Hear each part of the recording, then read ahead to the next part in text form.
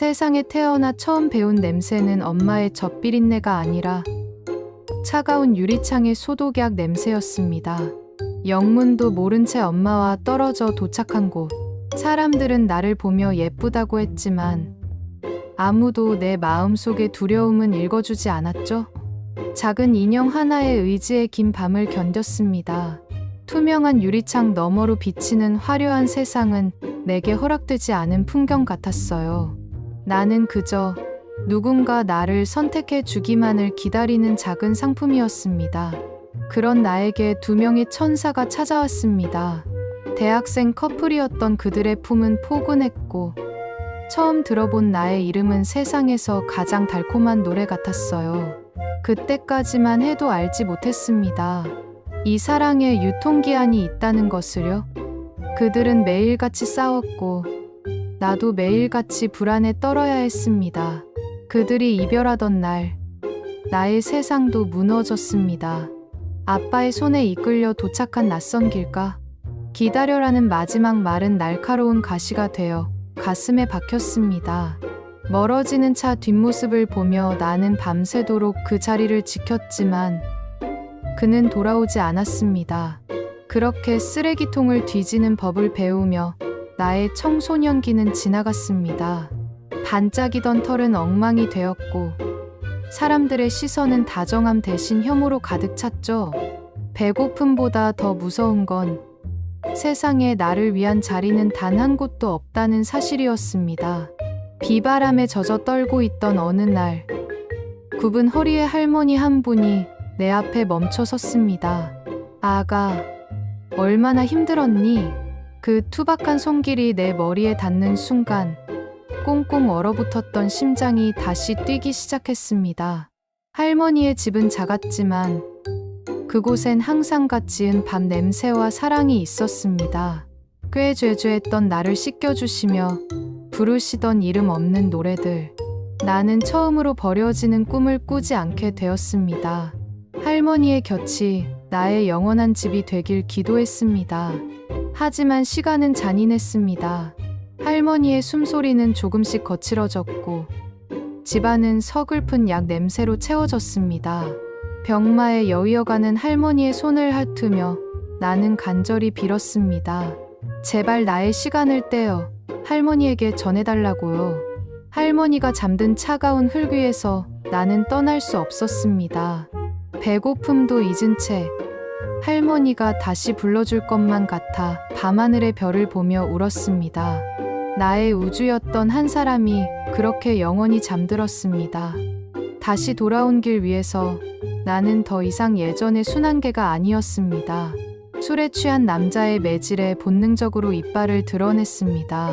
살기 위해 했던 처절한 몸부림이었지만 사람들은 나를 위험한 짐승이라 부르며 신고했습니다. 거친 그물망에 갇혀 실려가는 길. 사람들의 차가운 시선 속에서 나는 깨달았습니다. 이제 정말 끝이 다가오고 있다는 것을요. 보호소의 쇠창살 너머로 보이는 하늘은 할머니의 눈동자처럼 고요했습니다. 보호소에서의 마지막 날, 사람들은 나를 위해 조용한 방을 준비했습니다. 무섭지 않아요. 이제야 비로소 이 고단한 여행을 끝낼 수 있으니까요. 눈을 감으면 나를 부르는 할머니의 목소리가 들립니다. 아가, 이제 집에 가자. 네. 할머니, 이제 제가 달려갈게요. 다시는 헤어지지 않을 그곳으로요.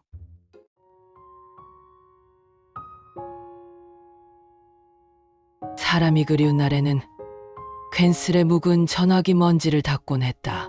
영감이 저 세상으로 먼저 떠난 지는 벌써 강산이 한 번 변한다는 심려. 내 시간은 그날 이후로 멈춰버린 것 같은데 세상은 참 잘도 흘러가더구나. 자식 농사 잘 지었다고 남들은 부러워하지만 다 부질없어. 도시에 사는 아들놈, 해외 나간 딸년, 명절 때마다 걸려오는 전화기 너머 목소리는 늘 똑같지. 어머니, 죄송해요. 이번엔 일이 바빠서 돈 보냈으니 맛있는 거 사드세요. 나는 돈이 필요한 게 아닌데 그저 엄마, 밥은 먹었어? 그 따뜻한 말 한마디가 듣고픈 건데 넓은 집이 텅 빈 동굴 같아서 내 숨소리가 메아리쳐 돌아오는 밤이면 나는 살아서 관 속에 누운 기분이었다. 그날 밤은 비바람이 하늘을 찢을 듯이 몰아쳤어. 집구석에 고여있는 정막이 내 목을 조르는 것 같아서 도망치듯 우산 하나 챙겨 밖으로 나섰지. 그리고 거기서 너를 봤다. 뼈가 앙상하게 드러나 비에 젖은 털 뭉치.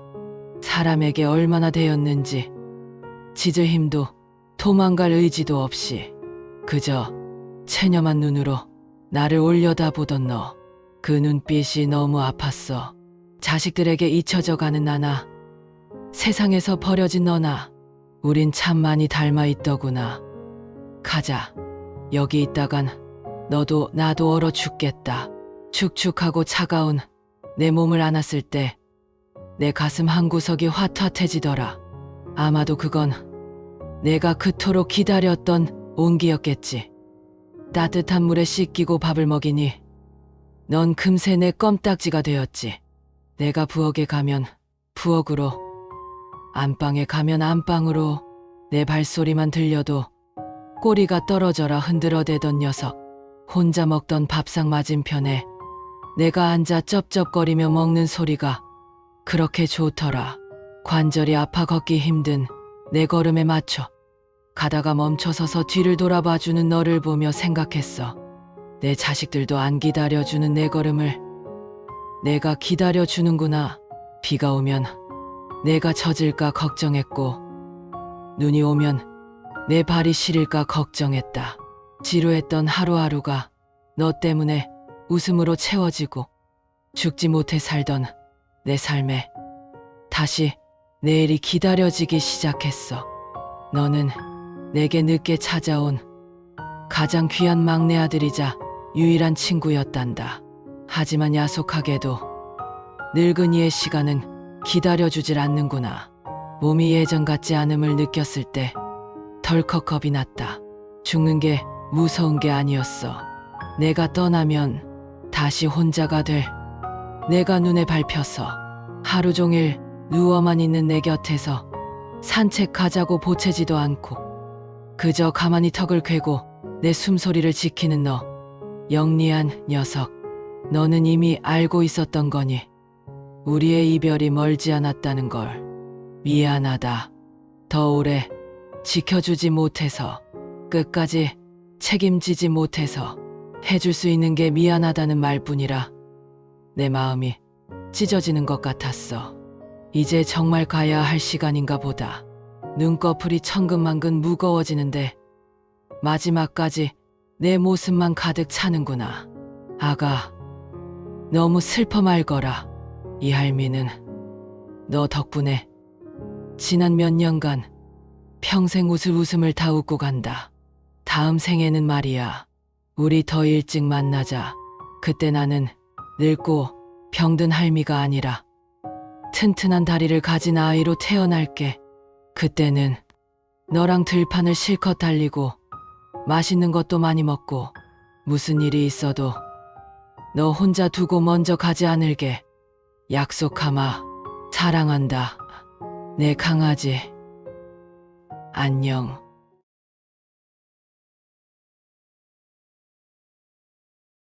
어느 햇살 좋은 날, 그날도 여느 때와 다름없는 데이트였습니다. 따스한 햇빛에 물든 그녀의 미소는 그날따라 유난히 눈부셨죠. 그러다 우리는 한 펫샵 유리창 앞에 발길이 멈췄습니다. 한 뼘도 안 되는 작은 몸으로 꼬리를 세차게 흔들던 아기 리트리버. 그 아이를 보며 아이처럼 좋아하던 그녀의 표정이 아직도 생생합니다. 그녀의 환한 웃음을 지켜주고 싶다는 단순한 영웅 심리였을까요? 한 생명을 내 삶에 들인다는 게 어떤 무게인지 그땐 전혀 알지 못했습니다. 지갑 속에 카드를 꺼내 긁는 것만으로 나는 아주 쉽게 책임이라는 단어를 샀습니다. 오빠가 다 책임질게, 걱정 마. 그 말은 가을 바람보다 가벼웠고 우리는 그렇게 셋이 되었습니다. 좁았던 내 자취방은 금세 아이의 물건들로 채워졌습니다. 서툰 솜씨로 조립한 울타리, 알록달록한 장난감들, 그리고 방 안 가득 퍼지던 어린 강아지 특유의 꽃순내까지. 우리는 주말마다 애견용품 샵을 돌며 쇼핑을 했고 해가 지는 줄도 모르고 공원을 산책했습니다. 사람들은 우리를 보며 참 행복해 보인다고 말했죠. 아이가 커가는 만큼 우리의 사랑도 단단해진다고 믿었습니다. 퇴근길 현관문을 열면 달려오던 그 작은 발소리가 내 세상의 전부였던 시절이 있었습니다. 그때 우리는 이 아이가 우리를 이어주는 영원한 매듭이 될 거라 의심치 않았습니다. 하지만 매듭은 생각보다 너무 쉽게 헐거워지더군요. 권태는 예고 없이 찾아왔습니다. 사소한 말다툼은 점점 커졌고 날선말들이 집안을 날아다녔습니다. 우리가 싸우는 동안 아이는 구석에서 몸을 웅크린 채 우리를 번갈아 쳐다보곤 했습니다. 하지만 우린 아이의 불안을 달래줄 여유조차 없었습니다. 결국 그녀는 커다란 캐리어에 자신의 짐을 챙겨 떠났습니다. 현관문이 닫히는 소리와 함께 나의 세상도 멈췄습니다. 그 후 혼자 남겨진 방엔 술병만 들어갔습니다. 숙취와 절망에 빠져 천장만 보고 누워있으면 밥그릇을 긁는 소리가 들려왔습니다. 예전엔 사랑스러웠던 그 소리가 이제는 나를 비난하는 채찍 소리처럼 들렸습니다. 나도 죽겠는데 너까지 왜 나를 괴롭히니? 입 밖으로 내뱉지는 못했지만 내 눈빛은 이미 아이를 밀어내고 있었습니다. 아이는 점점 커갔지만 산책을 나가지 못한 아이의 발톱은 길어졌고 털은 푸석해졌습니다. 고민 끝에 친구들에게 전화를 돌렸습니다. 강아지가 순하고 말도 잘 듣는데 내가 좀 키워볼래? 돌아오는 대답은 한결같았습니다. 아파트라 안 돼. 바빠서 못 키워. 거절당할 때마다 나는 안도하는 동시에 절망했습니다. 내 책임에 전가할 곳을 찾지 못했다는 사실에요. 그렇게 의미 없는 나날을 보내던 어느 날 밤 텅 빈 사료 봉투를 보며 생각했습니다. 이 아이를 위해 사료를 사는 것도 배변 패드를 치우는 것도 이 좁은 방에서 나를 빤히 쳐다보는 그 눈망울을 견디는 것도 이제는 한계라고. 나는 나쁜 사람이 아니라 그저 상황이 안 좋은 것뿐이라고 스스로를 속이기 시작했습니다. 그 비겁한 결론이 내려진 순간 나는 창고 구석에 있던 빈 박스를 꺼냈습니다. 차 뒷좌석에 박스를 실었습니다. 아이는 오랜만에 하는 외출인 줄 알았는지 연신 창밖을 보며 꼬리를 쳤습니다. 그 꼬리 소리가 차 안을 울릴 때마다 가슴이 저려왔지만 멈추지 않았습니다. 한참을 달려 도착한 낯선 길가, 가로등조차 듬성듬성한 그곳에 차를 세웠습니다. 박스를 바닥에 내려놓자 아이가 내 손을 핥았습니다. 차마 고개를 들 수 없었습니다. 미안해라는 말은 차마 입 밖으로 나오지 않았습니다. 대신 나는 평생 기억될 잔인한 거짓말을 남겼습니다. 여기서 기다려, 금방 올게. 차 문을 닫고 엑셀을 밟았습니다. 백미러 속으로 점점 멀어지는 작은 박스, 그리고 그 곁을 떠나지 않고 가만히 앉아 내가 떠난 길만 바라보는 아이의 모습. 나는 오늘 사랑을 버린 게 아니라 인간으로서의 마지막 조각을 버리고 왔습니다. 이제 나에게 남은 건 평생을 따라다닐 비겁한 침묵뿐입니다. 유리창에 마녀 엇갈린 두 아이의 시간. 세상은 온통 내가 칠하고 싶은 색으로 가득했습니다. 붓 한 자루만 쥐면 나는 무엇이든 될 수 있는 마법사였죠. 하얀 캔버스 위에 주황색 물감을 칠하면 슬픈 사람의 얼굴에 미소가 피어났고, 보라색을 덧칠하면 외로운 밤하늘에 별이 떴습니다. 너는 사람의 마음을 고치는 화가가 되겠구나. 선생님의 그 다정한 칭찬은 내 삶의 지도였습니다. 사랑을 하면 세상이 더 환해질 것이고 내 미래는 언제나 눈부신 햇살 아래 펼쳐진 들판 같을 거라고 믿었죠. 그렇게 믿었던 빛을 따라 걷다 당신을 만났습니다. 우리는 가난했지만 서로의 체온만으로도 충분히 뜨거웠던 장밋빛 계절을 통과했습니다. 좁은 자취방 벽지에 서로의 얼굴을 그려주며 우리는 영원히 늙지 않는 소년과 소녀처럼 웃었습니다. 우리 아이가 생기면 너를 닮아 예쁜 그림을 그리는 아이로 키우자. 당신의 그 달콤한 약속은 내 뱃속에서 꿈틀거리는 작은 생명과 함께 무럭무럭 자라났습니다. 나는 이 아이에게 세상의 가장 아름다운 색깔들만 보여주겠노라 다짐했습니다. 가난이라는 그림자 따위는 내 붓질 한 번에 쉽게 지워질 밑그림인 줄로만 알았던 행복한 꿈의 정점이었습니다. 하지만 현실이라는 캔버스는 마법사의 붓질을 허락하지 않았습니다. 당신이 떠난 빈자리에는 향긋한 물감 냄새 대신 눅눅한 기저귀 냄새와 차가운 공과금 고지서만 쌓여갔습니다. 화려했던 색채들은 어느새 무채색 숫자가 되어 나를 짓눌렀습니다. 텅 빈 냉장고의 냉기보다 나를 더 떨게 한 건 배고프다며 내 옷자락을 붙들고 우는 어린 딸아이의 눈망울이었습니다. 결국 나는 물감 묻은 손을 씻어내야 했습니다. 내 아이를 지키기 위해 나는 꿈을 팔아 가장 비정한 생존의 공간, 펫샵의 문을 열었습니다. 화가라는 이름표를 떼어낸 자리에 차가운 유리창을 세우며 나는 스스로 마녀가 되기로 했습니다. 이제 내 아침은 파스텔 빛이 아니라 시퍼런 새벽빛으로 시작됩니다. 아침 6시 경매장에서 실려온 작은 상자들이 도착하면 상자 안에서는 젖비린내가 가시지 않은 아기 생명들이 엄마를 찾는 비명을 지릅니다. 나는 그 비명을 외면하며 익숙하게 소독약을 뿌립니다. 싸하고 퍼지는 안개가 저들의 울음을 조금이라도 덮어주길 바라며 차가운 유리칸 안에 아기들을 밀어 넣습니다. 미안해, 하지만 너희가 울어야 내 아이가 웃을 수 있어. 손끝에 닿는 저들의 뜨거운 체온이 소름 끼치게 무서워 나는 더욱 미친 듯이 차가운 유리창을 닦아냅니다. 투명한 유리벽은 이제 그들과 나 사이에 지울 수 없는 경계가 되었습니다. 이 유리창을 사이에 두고 두 아이의 시간이 엇갈립니다. 저 안에서 엄마를 찾는 작은 절망들이 쌓여 유리창 밖내 딸아이의 평온한 아침이 됩니다. 남의 새끼 심장의 못을 박아번 돈으로 내 아이의 따뜻한 우유를 사고 학원비를 냅니다. 유리창을 닦을 때마다 비치는 내 얼굴은 이제 괴물과 닮아 있습니다. 손님들이 강아지를 보며 인형 같다고 웃을 때마다 나는 속으로 피눈물을 흘립니다. 저 인형이 밤새 엄마를 찾느라 목이 쉬었다는 걸 알면서도 나는 더 친절한 미소를 팔아야 합니다. 생각할 틈이 생기면 무너질 것 같아 미친 듯이 숫자에 매달립니다. 나는 매일 내 영혼을 조각내어 팔고 있는 양심의 장사꾼입니다. 어느덧 셔터를 내릴 시간입니다. 가게 안은 다시 무거운 침묵과 어린 것들의 가느다란 숨소리로 가득 찹니다. 그때 정적을 깨고 구원처럼 문이 열리며 빛이 쏟아집니다.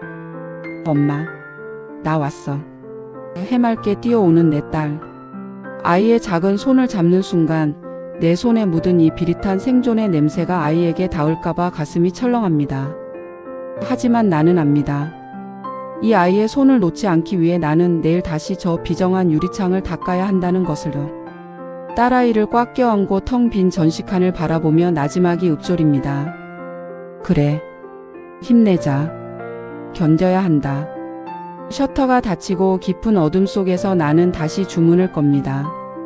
내일도 무사히 이 서글픈 죄를 지으며 살아가게 해달라고.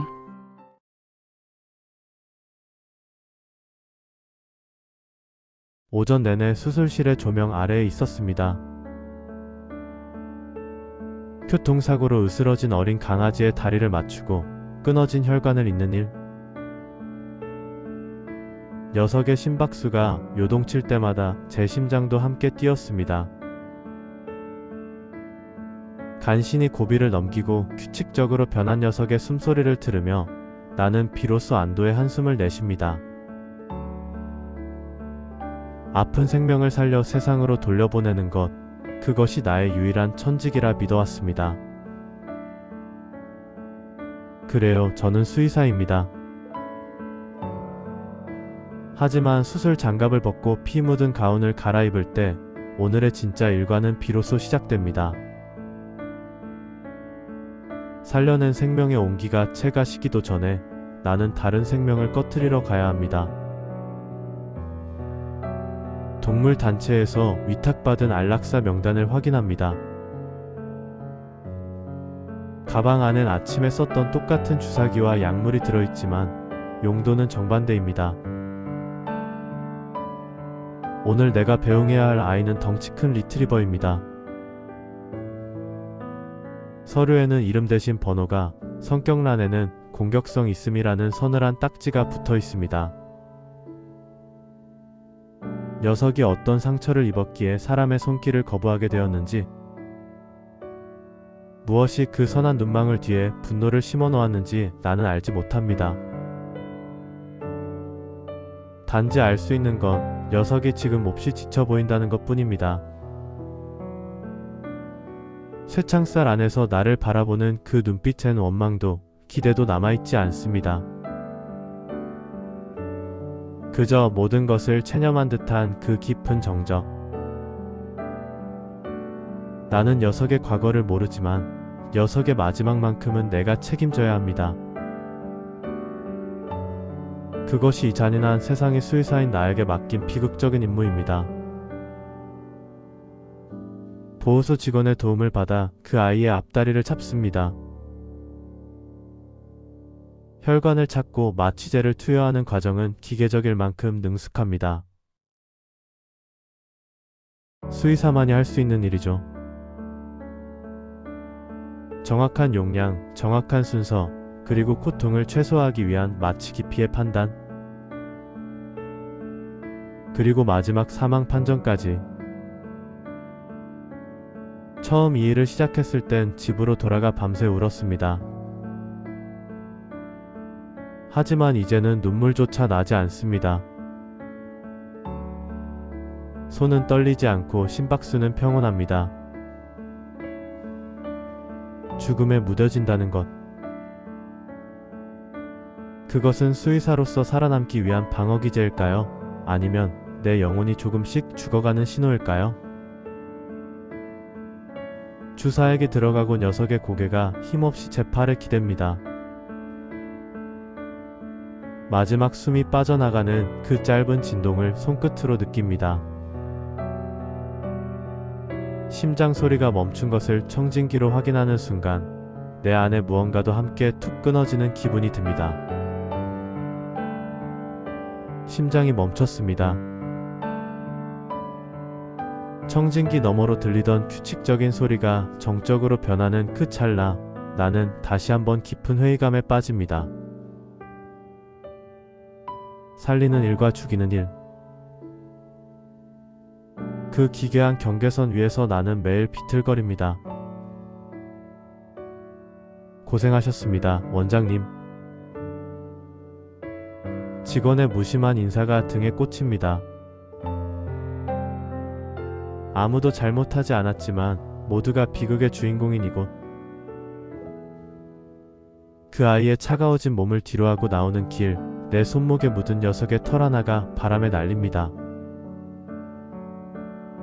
무뎌졌다고 생각했는데 가슴 한 구석이 칼에 베인 듯 아려옵니다.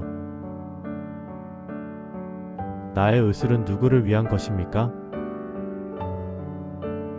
오전에 살려낸 생명은 기적이라 부르고 오후에 내가 죽인 생명은 안락사라 부르는 이 모순을 나는 어떻게 견뎌야 합니까?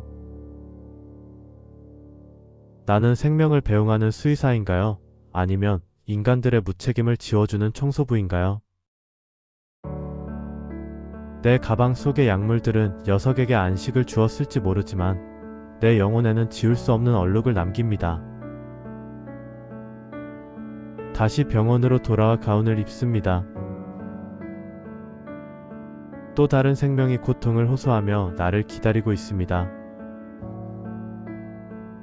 죽음에 무뎌지는 것이 두려워질 때마다 나는 오늘 내 손을 거쳐간 그 아이를 생각할 겁니다. 녀석에게 줄 수 있는 마지막 위로가 차가운 약물이 아닌 따뜻한 손길이었기를 기도하며 나는 다시 청진기를 듭니다. 생과 사의 그 위태로운 경계에서 오늘 하루만큼은 더 많은 아이를 살릴 수 있기를. 그리고 언젠가 이 무거운 가방을 영영 내려놓을 수 있는 날이 오기를 꿈꿔봅니다.